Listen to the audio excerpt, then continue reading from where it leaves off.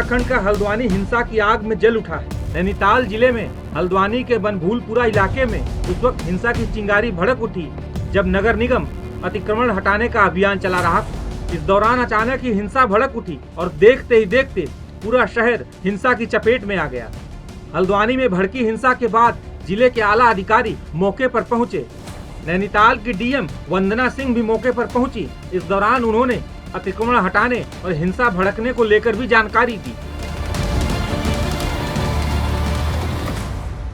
अतिक्रमण मुक्त कराने का अभियान चल रहा है। उसी के क्रम में इस प्रॉपर्टी पर, जो कि खाली प्रॉपर्टी है, जिसमें 2 स्ट्रक्चर्स हैं जो कहीं पर भी ना तो किसी धार्मिक संरचना के रूप में रजिस्टर्ड हैं, ना ही किसी प्रकार से मान्यता प्राप्त है। उन स्ट्रक्चर्स को कुछ लोग मदरसा कहते हैं, कुछ लोग उसको नमाज स्थल कहते हैं, लेकिन उसका विधिक रूप से दस्तावेजों के अंतर्गत कोई अस्तित्व वर्तमान में नहीं है।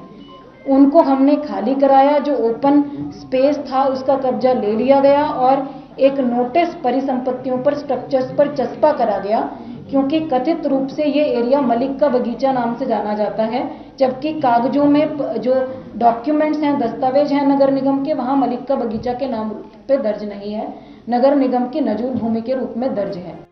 हल्द्वानी में हुई हिंसा के बाद से ही वंदना सिंह चर्चा में आ गई हैं। उपद्रवियों के खिलाफ लिए गए फौरी एक्शन, अपनी साफ गोई और सधे अंदाज की वजह से लोग उनकी तारीफ कर रहे हैं।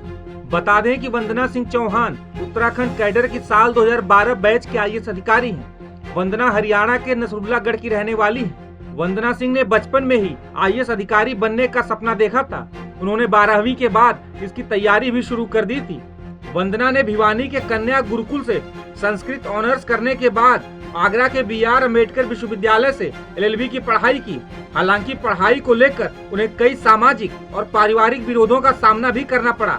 इसके बाद भी वे अपने सपने को पूरा करने में लगी रहीं और घर से ही UPSC की तैयारी शुरू कर दी। बता दें कि वंदना ने तैयारी के लिए कोई कोचिंग नहीं की। साल 2012 में उन्होंने 24 साल की उम्र में पहली बार UPSC परीक्षा दी। पहले ही प्रयास में वंदना ने 8वीं रैंक हासिल कर ली। UPSC में सिलेक्शन के बाद उन्हें उत्तराखंड कैडर मिला और पहली तैनाती पिथौरागढ़ में मुख्य विकास अधिकारी के तौर पर हुई। 2017 में CDO बनी और साल 2020 तक उनकी पोस्टिंग पिथौरागढ़ में ही रही। साल 2020 में उन्हें पहली बार रुद्रप्रयाग जिले का DM बनाया गया।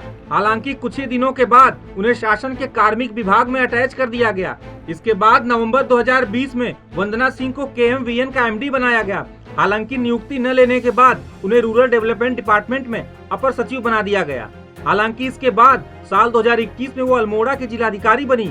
पिछले साल यानी 2023 के मई महीने में उनकी तैनाती नैनीताल के DM के तौर पर हुई थी। टाइम्स नाउ भारत डिजिटल की रिपोर्ट।